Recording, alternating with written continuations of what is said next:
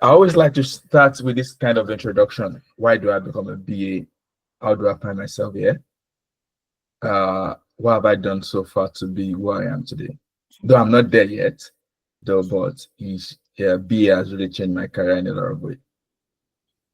Okay, let me say a story before we go into before I start engaging everyone. I think it was back in Empower Project. I don't know if anyone have heard of Empower Project. Then I used to work for an organization then that has the project of Empower. So I think I used to work as a product specialist, like a customer service there. So there's a two section in that office where the customer service are always staying, and the other section is where the tech guys are always staying. So there's a glass there whereby when you come in, you can see the tech boys with short knickers, with Woody. Then we come with the customer service team, we come to office so serious, we come very early. And these tech guys always come very like 11 for stand up, and before 1 o'clock, they've all left. No traffic, no Lagos traffic, and everything like that. Then anytime I go into the customer service room and I look into the tech room, I was like, there is something like attracting me to join this thing, these guys there. Like, how come it's so different? So I now went to meet the HR. The HR now said something that changed my motive. He said, those are the guys we work for. Those are the guys that keeps us in the business. Everything we think we are developing, we are building is those guys. So tech has always been like coding, coding, coding, coding. Then I was just like, so these guys earn so much. Then me that come to office from maybe 7 traffic, go back late. I'm just that was just the introduction of me joining tech. Then I went to speak to one of those tech guys that came into the office one day, and I said, okay, please, how can I join it? How can I become a tech special? There's no opportunity like this for someone to just do a gathering and we all come together and just let us reason. So I now went to speak to one of them. He now said, okay, he's a backend developer. I said, okay, if you want to join a tech, there's a way you can start from products, from projects, so many things like that. Like, it doesn't need to code in tech before you join in tech. So what is the foundation of tech? That was when I got introduced to business analyst, product manager, product owner. That was my introduction. So I want something like a fast-paced environment, something like I can easily join into in the tech world, then I can start developing and growing myself. So that was what I needed. Then BA is the foundation of that in the tech world. So BA is a kind of body, is a kind of role that you can engage with everyone in the tech world without not doing the core thing. But you know what everybody is going on, you know what everybody is doing, you've done your own part without you even coding, and you've delivered. In my current place of work, when I told them, okay, this thing is ready, they keep thinking like I've done it because I'm still the only hybrid worker. Everybody I work with is 100% remote. They don't even know who developers are. We are outsourced developers everywhere across the globe. So I just work with everyone there. I become an hybrid worker. So everybody just keep I'm doing it. When a bug comes up, I raise it to the developers. So nobody even know maybe I'm the one coding or not. So that's the kind of space I found in myself. That's the foundation. So for fast forward to that, I think my first thing I first did was a project management, which is PMP. From there, I started with CPAP, and since then, it's been jobs changing to the other. And I will be very, very honest, business analyst actually changed my world. It has really changed my life. Then, so I'm happy to be in this space and I'm happy to give back. So, welcome to be again. So that's just an introduction to me. If I just let me just ask anyone randomly, everybody might have a different thing why they want to become a BA. We learn by when we interact with each other. We learn one or two things. I want to learn as well too. I'm not just going to download everything here. What I'm just going to be the 5 topics I'll be speaking on today is something easy and direct. Well, sometimes we can just learn outside the scope of the work. Let me tell you 2 things why I joined BA. The money. Yes, that's number one thing. Because when I heard how much they were earning, then I was shocked. Let me say 3 things. The second thing is getting a foreign job. Do you know in Nigeria you can earn a job outside the country as a BA, just flexing? So that was one of the things that it wasn't viral then. So I have someone that was earning like $2,000 then back in Nigeria. Then you are not paying anything. So the money, the exposure, the world exposure, the global exposure the BA is going to give you. And third thing is, if you have plans to Japan, focus on BA. That's the truth. If you have plans to leave the country one single day or the other, just focus on BA. Being a BA, I'm not currently in Nigeria, but being a BA opens so many doors. The first time I will be getting a job as a new immigrant to this country, I got 5 jobs just because I'm a BA. So where people are still struggling to find their feet, I'm already thriving just because I'm in this space world. So that's one of the reasons again. So if you have a plan, okay, one day you just say, okay, you want to relocate as well too. Being a BA has given you an edge as well to find your foot and start doing things. So that's thing as well you should consider to become a BA.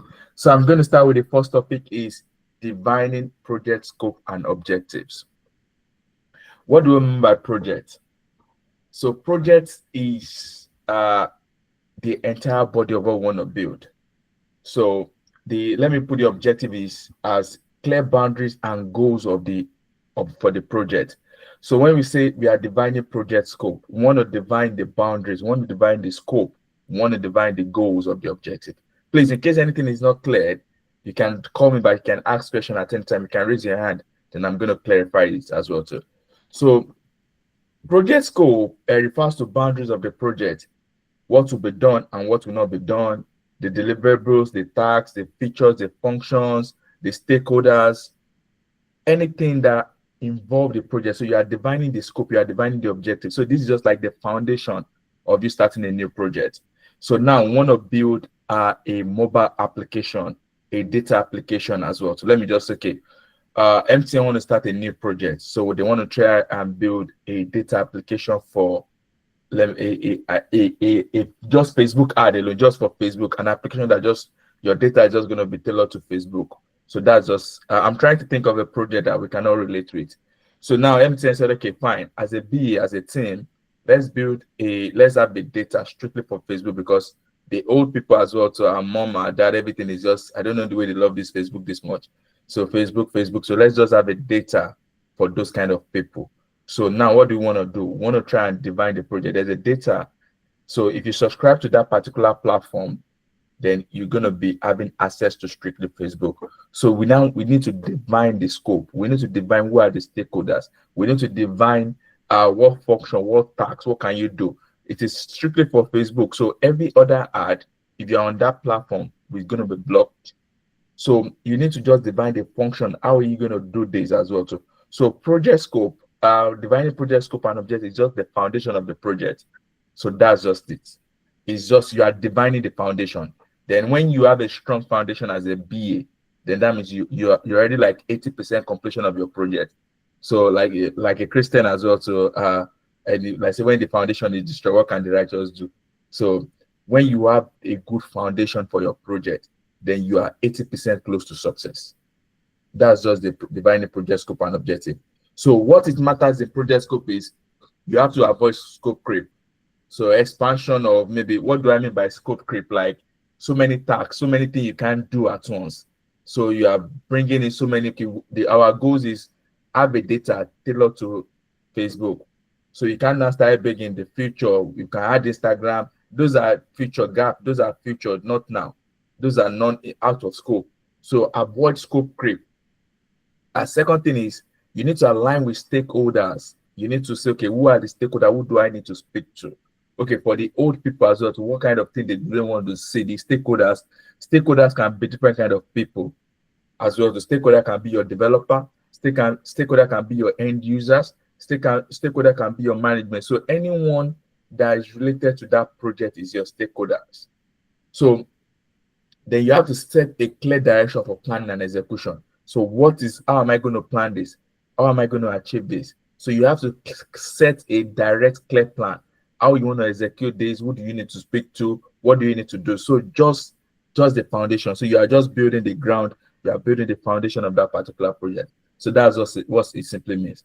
So that's just it. So there's nothing like, if I start giving you different kind of terminology, there's still going to be different kind of terminology we're going to speak in it. So, but it's just the foundation. So I think I mistakenly spoke about scope, creep, and everything like that. So when you are defining your project objective, so when you are writing your BRD, which is called the business requirement documentation or a functional requirement documentation. So in scope is what is needed in that project. So when you say something is in scope, so I'm trying to look at like an example I gave now. We're trying to build a Facebook, a data for Facebook. So in scope is a subscription. I'm trying to I'm trying to look at a project that's going to bring out scope of it as well too. So in scope is just going to be everything that is tailored to that thing, just strictly that thing, strictly to that data for end users like stakeholder for 50 and above. So the in scope is, let me just okay, the in scope is we are tailoring this to 50 years and above. The user must be having a mobile phone. Uh, the user must have a mobile phone and internet, a mobile phone to be able to access that kind of internet. So let me say in this kind of project, what can be the out scope? So the out scope might just be I'm trying to think the out scope for this kind of project. I don't want to use another example because I've used this. So the out scope for this kind of project might just be this should be able to be accessible anywhere. So, for example, maybe this kind of data should be able to be accessible in Africa, in Ghana, anywhere. So that's out of scope. That's not the reason why we are building the project. So it's just like out of scope is something you touched, like related to that project, but not necessarily needed in that project. So it's just something that align with that project. Okay, recently I'm currently building a what's it called? I'm designing something for a customer service team. So I've defined my in scope whereby you'll be able to integrate with different kind of third party call, third party dialing solution whereby they can use to make phone call. They can able to engage the customers. They can use XMS. They can use it to do so many kind of things. WhatsApp, design so many kind of things. So the out of scope of that particular project is how did they engage, like ads, everything like that. Those are out of scope. It's not necessary to build the welcome call part. So they were additionally all those ads that you do to engage customers, everything like that. So that's just out of my scope. That's not something. So out of scope is something I just talk a little bit on your project, but not go deep dive into it compared to what is in scope. So it's just like maybe you reference something is an out of scope, but it's not necessarily needed at that particular moment in that project, but it's just something you need to speak about. So that's just the simple definition of in scope and out scope. Firstly, you need to understand what kind of scope creep, what kind of requirement that came in that want to give you, that want to spoil your mood. Because to be honest, when all those kind of uncontrolled requirement comes, if it's mandatory, you have to put it in as well. So there are some kind of requirement. Maybe you didn't gather your requirements well at the foundation, and this is okay. Let me use an example as well. So I was working on a particular project, and one of my stakeholders was on holiday.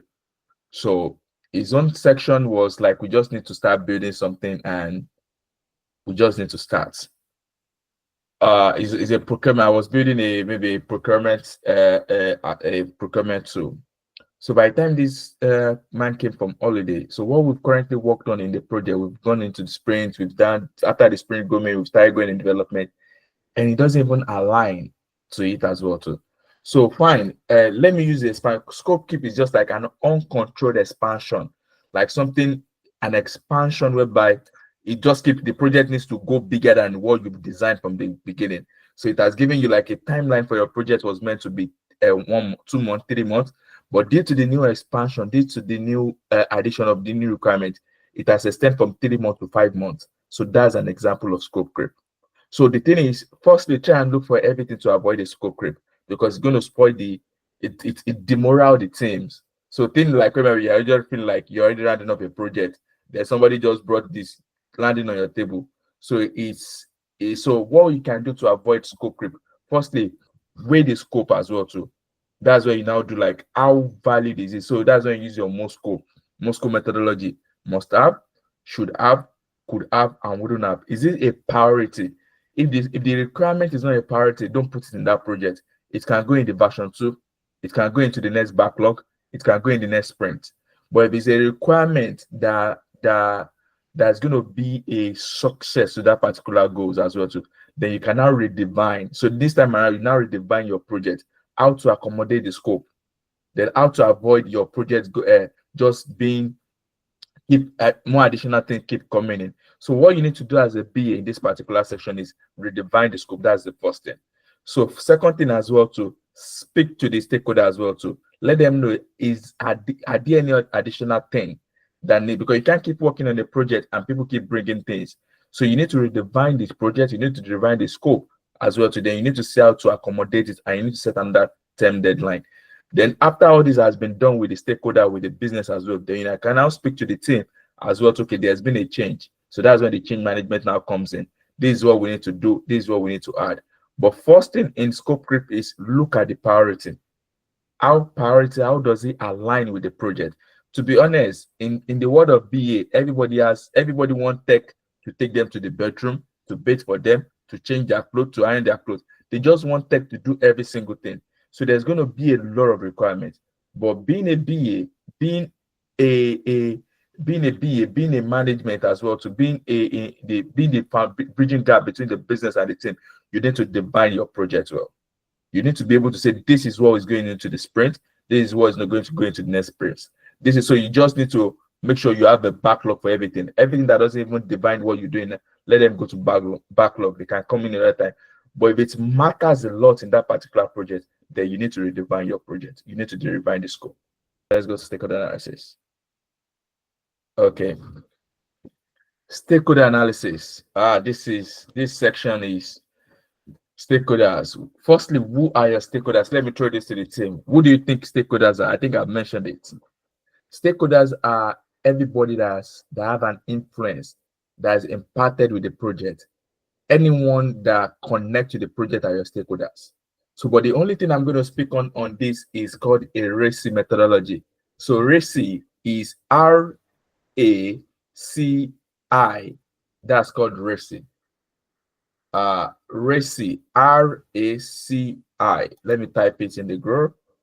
So let me type it in the group, RACI. So RACI. So when you hear of stakeholders, just remember RACI. So if you remember RACI, then you're gonna say, okay, what is actually RACI methodology? So with RACI methodology, you can definitely classify all your stakeholders and know what you need to do with them. So you can just, instead of like Omar mentioned secondary and primary, with RACI methodology, you can identify who your secondary is, who your primary is, what you need to do with individual.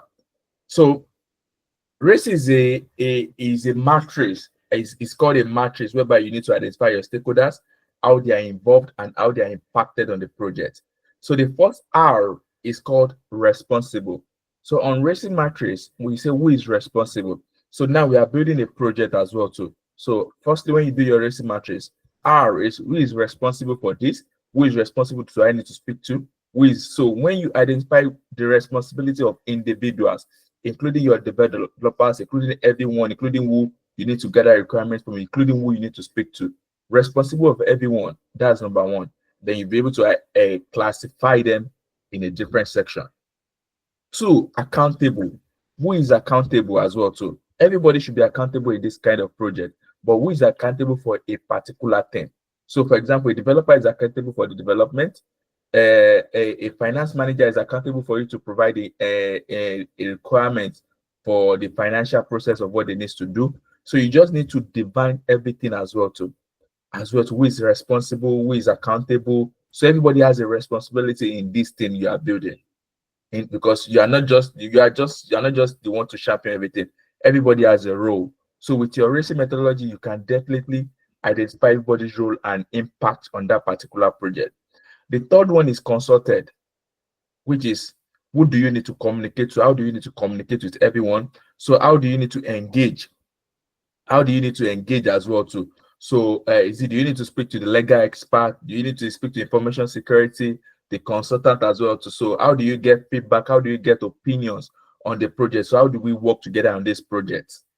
So that's it as well. So consulted as well too.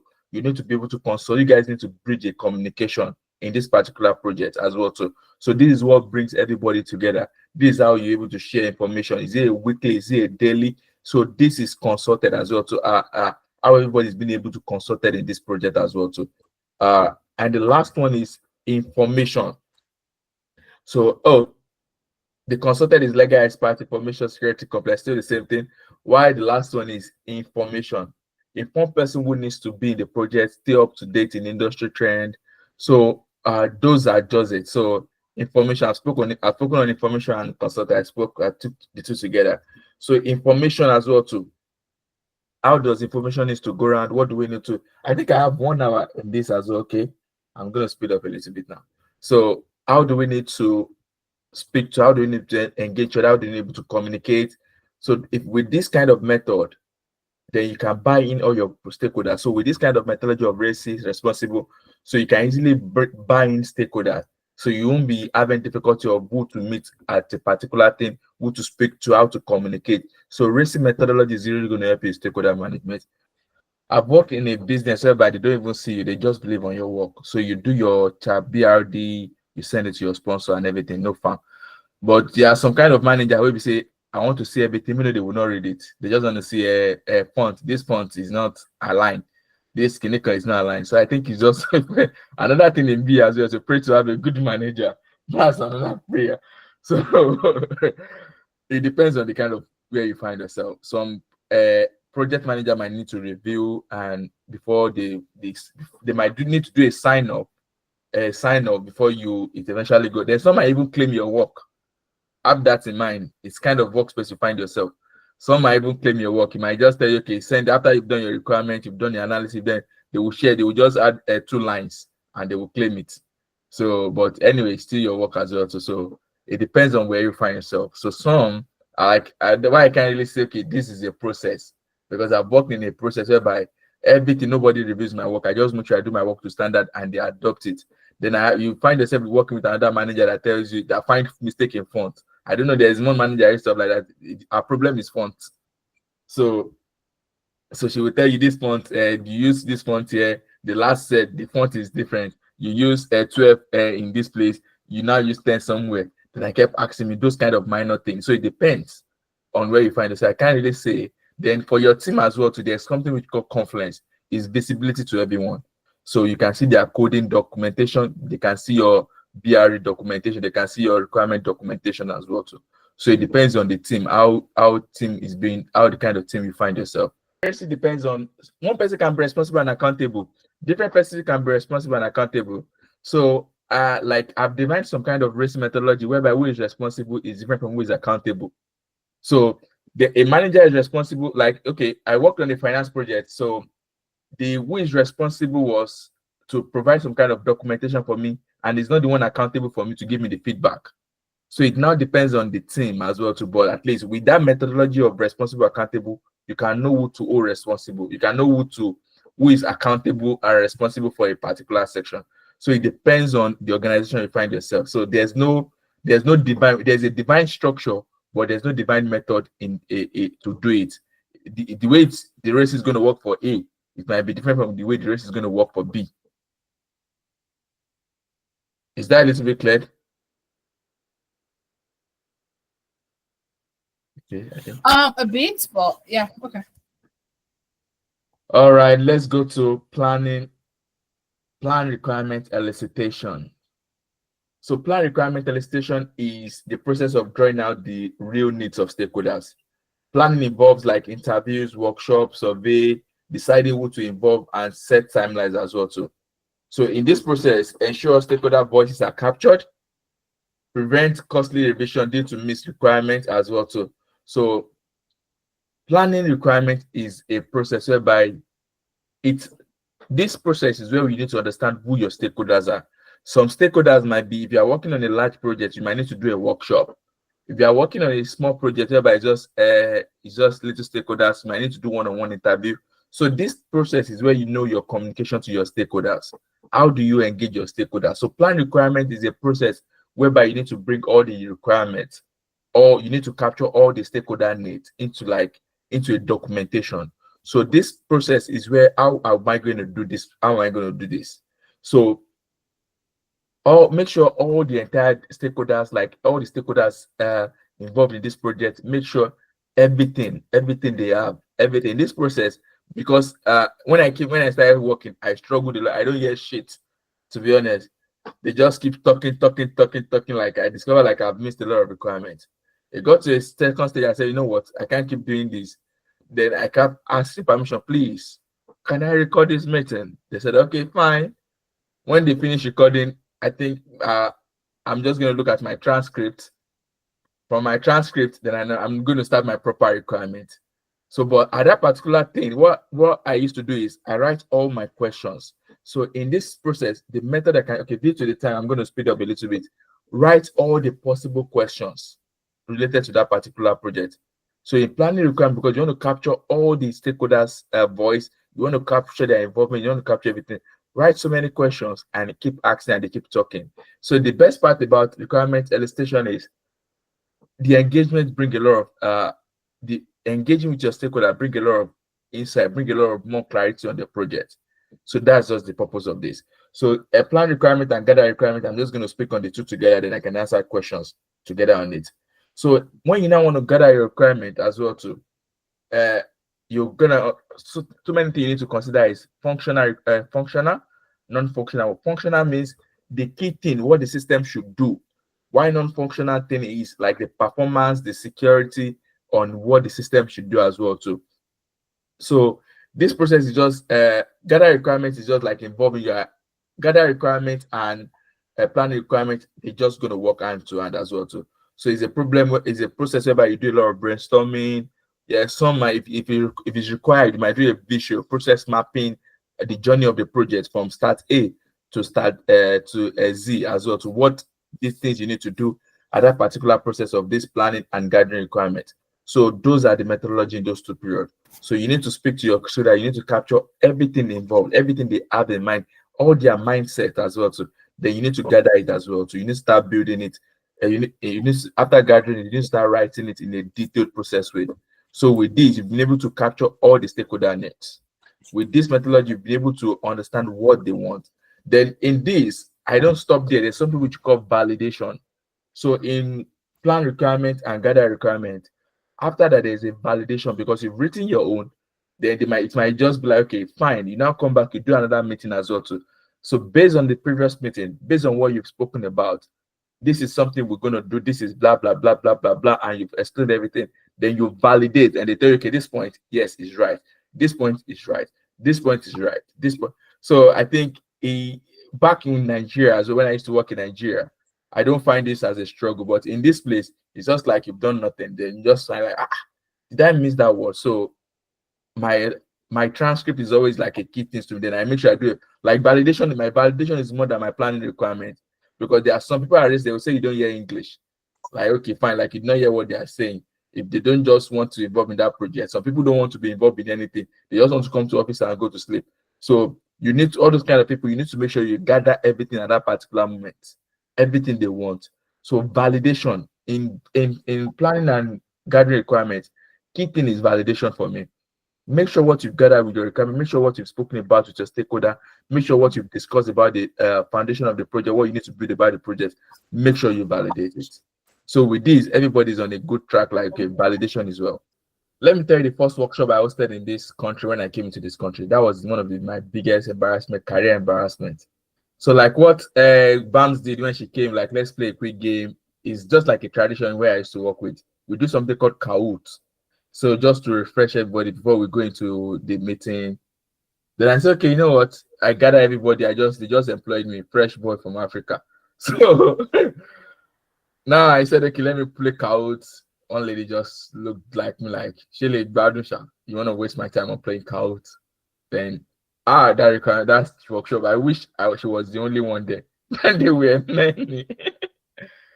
Then she turned it down, like can we go straight to the point, please? I was like, oh, Kahoot, I don't settle, I don't prepare question like everything. So the method of thing is different. The way we work is different. What I used to do is I've written in my workshop, I control the room. I make sure this is what we want to discuss in this room. This is what our priority is. Straight to the point, but it might be a little, it depends on the room you want to work with. If it's something like you just need to share people up to get more from them, that's fine. But in this place, let's just go straight to the point. I think I've learned that. I learned it in an ad way. So what I used to do is I define the room. I define the scope of the workshop as well too. So currently is we want to speak on this. So I'm just going to give an overview in the meeting, like the senior stakeholders there as well too. In the meeting link, I'm just going to say, okay, we'll be talking on building social solution as well too. So we have had an insight, an idea of what the workshop might look like. Then in that room, you speak on what we want to build. So the foundation is you speak on the objective of the project, you speak on the purpose, and you speak and let them speak on their current state, what they currently do, how they are managing it, and the kind of change they expect. Then you guys now start bringing a topic together based on the room questions and answer, but control it. Like there's a limit as well, because in workshop it might expand, it might go out of scope. People might talk out of what you don't need to build. Then you are losing the track. So make sure what you are speaking is aligned with the purpose of that particular project. With that, do what you want to do. Make sure adjourn. If there's need for validation, do it, and that's just it. So that's the best method I use for my workshop. Learn to read the room. So I think I've had so many conversations like it's like a conflict management. Those are another thing in BA which you need to be able to adopt. It's called conflict management. So when two stakeholders are not aligned, please do a separate meeting. You've started a meeting and you are now aware of the foundation of their conflict. You're now aware, okay, I put two Okun and start together, like which they cannot collaborate together. So please do two separate things. Instantly, no time to waste time. Separate it, just tell them, okay, fine, engage them individually. Then now validate them differently as well. So engage them differently and just read the room, please. If they are not cooperative, they are not collaborative, they are not involved, please read the room and you can meet them differently. There's no big deal to that. They will be happy to speak to me one-on-one like that and bring me to with these goats. They might be happy with that. So just do like that. Just read the room. If they are not forthcoming, then you do what is necessary. Okay, thank you very much. All right. The last question one is as it is mapping. Something I've always picked in requirements writing is two key things: the functional and non-functional requirements, which is the NFR, FRD, and NFRD. So firstly, in anything you want to build in requirements, understand what is the key functions of the project. So once you understand a functional requirement gathering, which is what the product should do, that's really giving you a very good edge. Secondly is non-functional is what matters, what is the package as well to that support the project to achieve that kind of success as well too. So in requirement gathering, at least what you need to pick more is the function. That's it. The key things that the project needs to do. You don't need to bring on everything that has been spoken, everything that has been said in the project. You just need to be able to tailor it to what really matters, what is in line with the scope of the project, what is really going to help you on the project.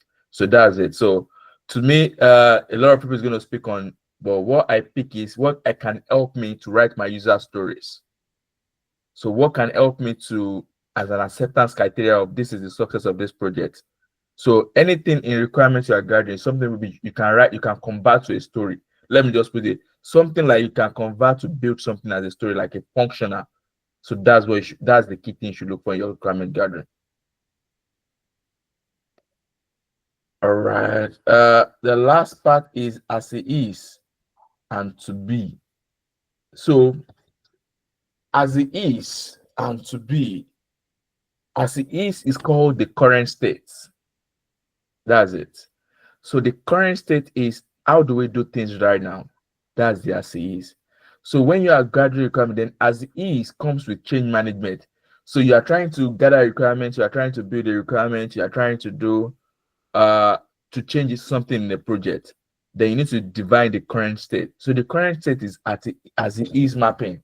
So as it is mapping is I always love to take this practical, like because visual that we can all use draw.io and so we can just do mapping one project like this together as a mapping, because this is the practical part.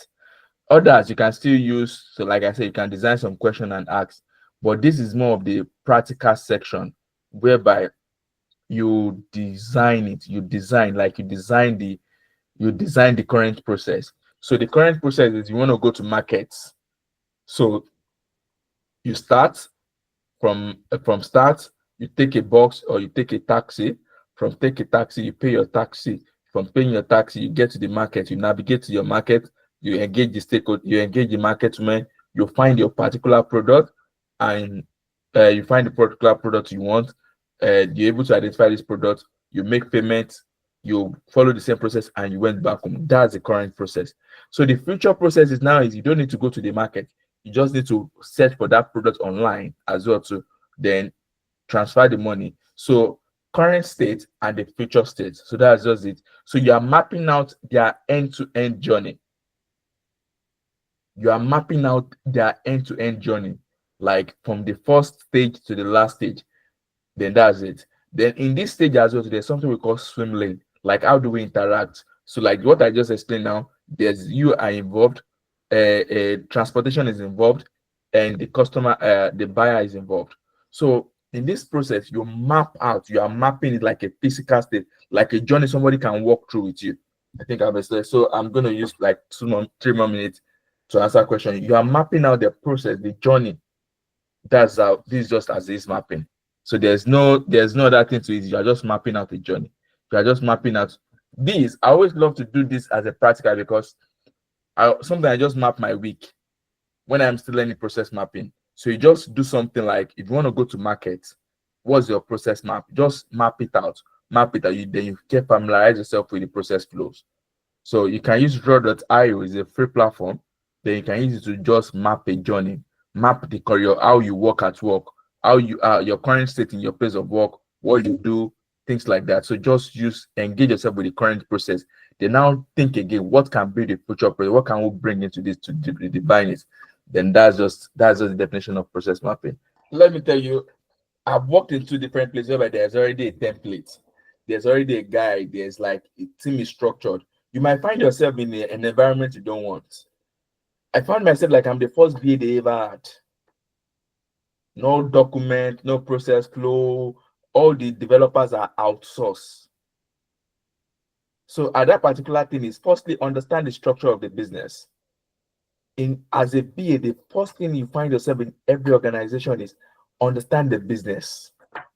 Understand what they are doing. I've seen a person that come into the office today and resign the next day. So like this is not for me here. So firstly, you need to understand the business. Like once you come into the business and you see the way things are, like no structure, because you might find yourself you are just struggling. Not like you don't know what you want to do. It's because there's something which you call power matrix, whereby nothing you do, some people might go to approval, you don't have the power, you don't have the leverage. So it's just so in every business you find yourself, if you as a BA, once you join a business, if it's a business like a SaaS company, like you find yourself in, let me use 2 examples, like Kuda. Kuda is like a SaaS company, like a financial company. So just understand the business, understand the structure, understand how the business works, the kind of product they have, the solution, what they do. So you need to just understand the business. Then you find yourself in another place, someone like MTN, a very broad organization. Then you need to understand what section are you picking. You are not Messiah, you are not Jesus or this thing. So you just look at where do I need to pick? Where am I going to function? Because this is just like everything there. So just understand the business. First thing as a business analyst, understand the business. Next thing is just you need to look out for, understand who you need to work with. So that's why I always ask this question during my interview. Please, can you tell me more about my team? Because I found it myself in a place where I didn't have to leave my team earlier. Like God, I saw I don't have a team. So that's it. So understand who you are working with, understand who your stakeholders are, understand the flow. Then if it's a place where you need to start defining the process, you need to start defining like there should be daily stand-up. In my current work is going to be, I'm the first person that said, okay, let's start a daily stand-up. Everybody just come to work. Okay, this is what I've been working on. Like it was not agile, it's more of waterfall methodology. So you now start putting process flow, start doing design, start doing documentation, start doing everything, because everything they've been building before I joined the organization, it was outsourced. So they have developer there. So you are now they just want you to come in as a BA to be able to engage with those developers there and the business. Then it's not gonna work like that. Then you need to understand what kind of methodology are we working with. Are we just gonna am I just gonna send you a document and you're gonna give me a feedback? Now let's come to a room and let's speak together. So you need to understand the room, you need to understand the business structure, you need to understand the solution. Then from there, I think you've given yourself a good foundation. If it's something you might need to resign the next week, please don't hesitate. So as it is you put ingredients in your rice, you put everything, and the future state is you order it. That's it. So this is the current process of what you are doing, and this is the new process you want to do. So that's just a simple definition of it.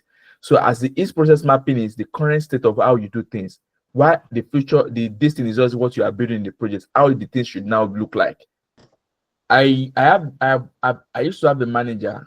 She's so toxic, she's so racist. And maybe because I'm a man, she's kind of she's like she did. So I don't know, maybe that's one of the reasons. That's one of my problem with her. She will look for every decision tree and she will tell you there's a decision tree needs to be in this place, a yes or a no.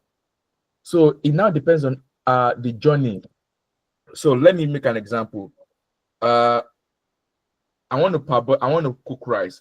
Do I need to parboil the rice? Yes or no? No, I don't need to parboil the rice. Put my Maggi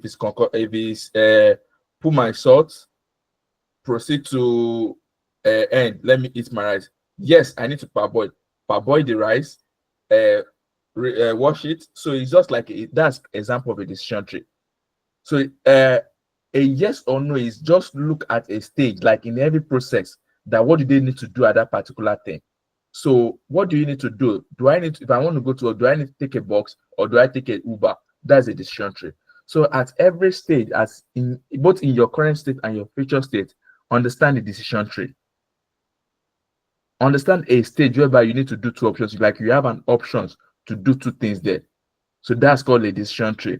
So in that decision tree, then you might just be able to pick, if I do this, no, where does it lead me to? If I pick this, yes. So in every process, understand where decision tree comes into play. Understand where you have an options. So that's basically what decision tree is. So like I said, I used to like to take this in a practical way so we can practicalize how it's in different methods. But is it go or no go to stay? I like when I didn't get that, please. So once you prioritize your decision, then I think you can definitely put things as well too. In second thing as well too, yeah, fine. As a BA, they want you to evolve, they want you to develop in data analysis skills. So something like they might tell you, do you know Power BI? Do you do SQL? Some might just tell you, then I will be honest with you, except the business does not have a data analysis person that you won't be coding. Your job is not meant to code as a BA. Also, I remember an interview which I did. Then they said you should be able to do this, data, this, blah, blah, blah. By the time I joined the business, they have a solution called ThoughtSpot. They just want to be able to know what query for it, like a table. If you want to get some kind of analysis, you want to get numbers of people that have purchased a particular goods. So you should be able to have a reasonable knowledge. There is something which you call ThoughtSpot, like it's a data application. So all you just need to do is just bring point A, bring point B together, and just get your solution. So you are not even doing the coding. The system has already they've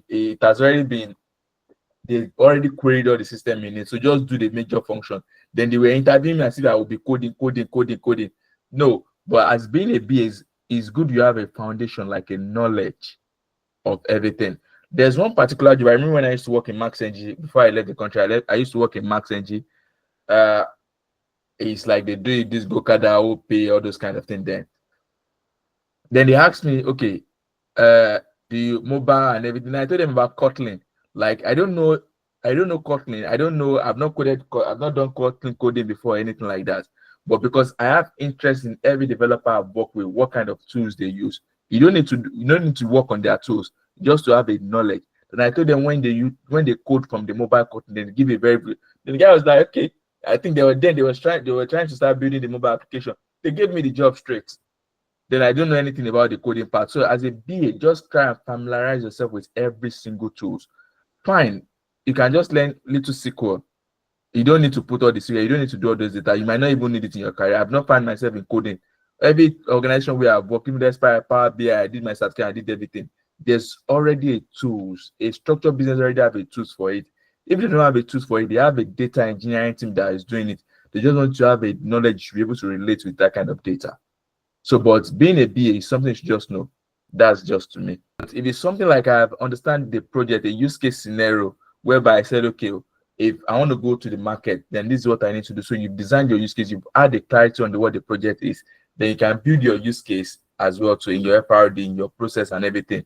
So when you are just gathering requirement or you are doing your process flow, it can easily relate to your use case. Yes and no. So the yes, if you have a clarity, if you have an understanding, if you have a good foundation of the project, but it's something you don't know, you can't build a use case for it. So you can build a use case and it's on the wrong way. So those are the two things. It goes different ways. Okay, how I landed my first. I used to work with this guy, and when during his Softcom, it's called like when during the Empower project. I think the guy led for is it Flutter Wave. He went for Flutter Wave and keep connection in this that we don't know where that person might matters in life. So I think he now became head of products. Is it in Flutter Wave or Max? Then I just finished my PMP, I just finished my CPAP. I was about to write my CPAP. I was just like, and I said, hey, BA, I want to employ, we just employed one product now. Like, I no mind like that. I said, fine, no. Then it's just based on recommendation. Then I shoot myself. Boom. I got a job based on his recommendation. That was how I landed my first job. Because in my company then, I couldn't transition easily because they knew I was coming from customer support. So they don't rate me like you customers were not now like they didn't give me the HR didn't give me that kind of reputation. It's better you go like into a new business like they already give you value and they've seen you finish. So that my previous company they've seen me finish from customer care. After then I think I became a product specialist. I became a product owner a little bit, but they didn't allow me to go into that full tech. So I'm still more of the picking the box, but they didn't give me that leverage. But I have developed myself like I'm ready to learn. I find myself so then I found myself in that BA world. I started learning. I think then I'm happy I didn't start BA yet. It would have been terrible for me. I started learning from the product owners, those guys. So I started contributing, started enjoying the work. Then it is sweet when you find yourself, you can easily understand everything when you find yourself in chaotic environments whereby there's so many problems in that business. I think Max NG then, when I joined Max NG, they were trying to, that's when they were stopping the Go-Kada in Lagos. So they don't want all this Okada thing as well. So they were trying to move into other states. So there's so many problems to solve at once. I found myself in so many projects. I found myself doing so many things. Before I knew, I became a senior BA there. Then before I knew as well, so I could easily blend with everything. Like I gathered 4 years experience in less than 2 years or something like that. So that's how I found myself a BA. But in this country, at least as well, too, yeah, it's just like they will throw you all the thing, like they will challenge you and then you prove yourself you know this thing. Then you have because firstly you're a black person, your communication, so you have to just know you know this thing, not be say then say. So you just have to be confident on solution, how to prefer solution, how to prefer solution, how to gather requirements. You just have to have that knowledge of those business analyst core skills. Then you're gonna land a job. So many people just want to employ some roles that they didn't even have a divine clarity for it. I will be honest with you. Some people just feel like they need this role. There's no even job structure. There's no anything. When they put you there, they just say, okay, fine. Okay, like someone like in this country, there's something which you call financial year. So there's some kind of role that needs to go out. They've not even defined it. You just still find yourself that you still have nothing to do. Then there's just like they will put some job description on even and then you discover you are just all you are just doing is just creating tax, checking for bugs, creating ITSM tickets. So it's possible. It's possible. It's possible for some company to employ you and still be thinking of what to do to you. So that's just it. So that's why you need to ask questions. If you need job, if you need money, so you need to know what you want as well. So, like I said, I've seen so many people. In this country, they join today, they resign next week. They join today, they resign tomorrow. As they are employing them, they join the business. They look at the business. You go waste my time here, and they left. So it depends. So there are so many business like that they're going to employ you without a definite job description. There's a job description when you're applying but when you are being employed, you discover that you're just trying to put A and B together, or they don't even know what they want to do with you. Let me explain to you. Product owner is like a bigger role, like a senior brother of BA. So because as a product owner, you are directly with the stakeholders. There are some kind of function you leave for the BA. So, but being a BA, but in my business, maybe now they want to start employing people as well too. But I find myself doing combination of multiple jobs as well. But in as well too, they work end to end. But some companies define it differently. Some are just product owner, product manager, while some are just BA. So, but just the true definition is a product owner is a senior brother of a BA. That's the truth. The one I preferred most is I prefer a good organization that just give you peace of mind, no stress. Any role when you go stress when I want, then BA won't stress you compared to a product owner role. Let me tell you one thing in this country which I have learned is networking. Don't underestimate power of networking.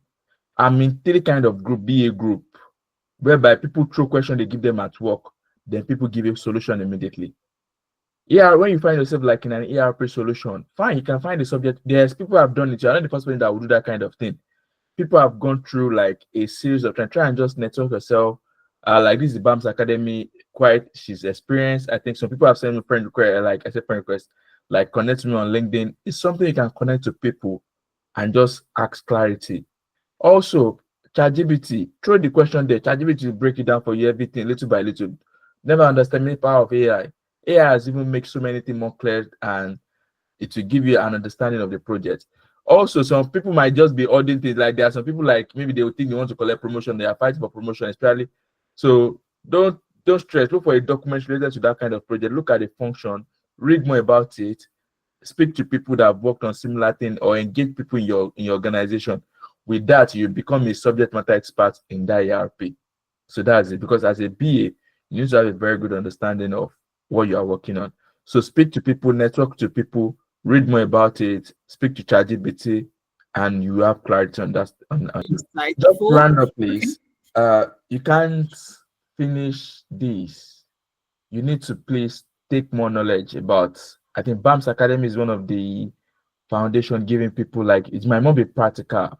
Then I think I've been able to see a few experience of what she did with her practical classes as well too. So you might just need to take BAMS Academic tutorial. It's going to help you. I think it's something which I might just be involved and take one or two classes there as well too. Please, you in BA you need the experience. You need the hands experience. Then a business project whereby you can just find yourself. You remember in during my speaking as well, so I just bring one or two projects. But she has designed a kind of structural business which is really going to help individual. So it might need to just take more classes and engage more. So thank you everyone. Thank you.